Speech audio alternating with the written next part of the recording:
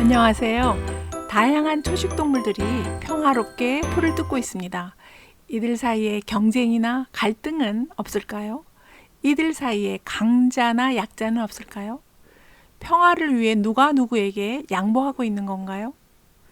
생태계에서 보여주는 평화는 거저 얻어지는 게 아니라 각자가 기울인 수고의 열매입니다. 각자가 전문성을 달리 했기 때문입니다. 전문성이 다르니까 함께 있어도 다툴 일이 줄어듭니다. 경쟁 대신에 오히려 협력하면서 공존할 수 있습니다. 아프리카 사바나 초원에는 지구상에서 대형 초식동물 가장 많은 종류가 모여 있습니다.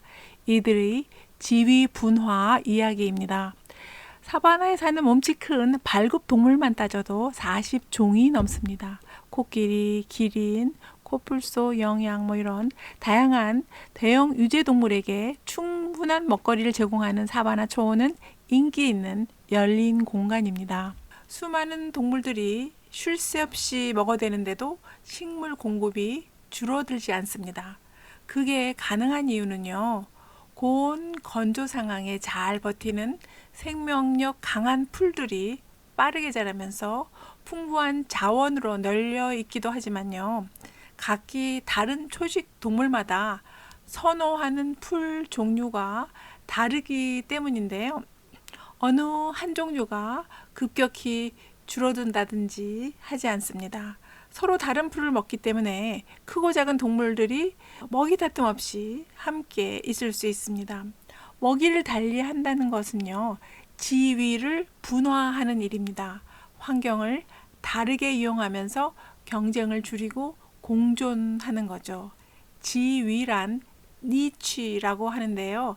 생물들이 생태계에서 차지하는 위치이고 또 역할을 말합니다. 그래서 먹이를 분할해서 서로 다른 먹이를 택하면 이웃이 뭘 먹는지 상관없이 나한테 집중하면서 남들과 공존할 수 있습니다. 누영량이라고 부르는 와일드 비스트하고요.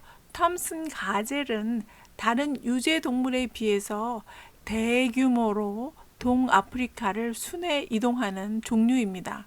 여기에 얼룩말도 포함되죠. 이들처럼 이동성 초식 동물들은요, 이동한 공간에 가서 신선한 먹이를 가릴 것 없이 먹어대느라 경관을 무차별적으로 이용합니다.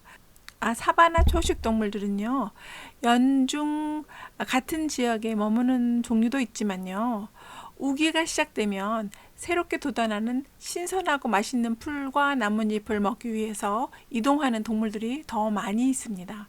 적도에 가까운 저위도 지역부터 우기가 시작되고요. 고위도 지역은 좀 더 긴 건기를 지내다가 뒤늦게 우기가 시작되니까요.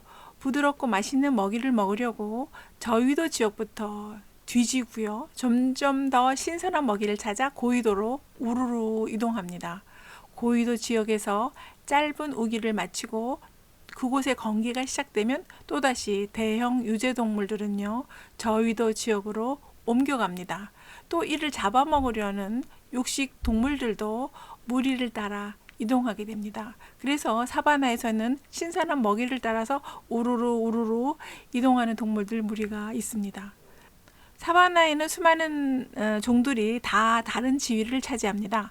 같은 지역에서 같은 먹이를 먹고 같은 시간에 활동하면 어쩔 수 없는 살벌한 경쟁이 벌어지게 되겠고요. 결국 강자가 승리하는 건 뻔한 이치라서요.